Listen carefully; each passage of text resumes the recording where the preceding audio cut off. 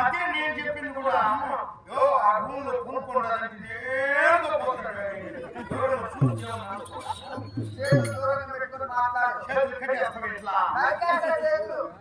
అంతే నీ పని తీర్పింది చేతులు కూడా నరికేస్తావమ్మా. ఒకప్పుడు నన్ను పెట్టుకుని మర్చిపోయినావు కదా పనికు. నాకు తెలియనప్పుడు కూడా నేను ఆ సేవకు బాధపడద్దు ఇట్టు చేయండి. మహారాణి మంచిది.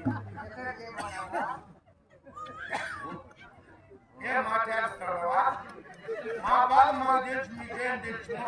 నేను పోయి చేరినాక ఈ బిడ్లు పుట్టినా తెలుసు. ఎట్లాంటి నీకెవరో తెలుసు. ఆ కష్టం నష్టం నాకు తెలుసు.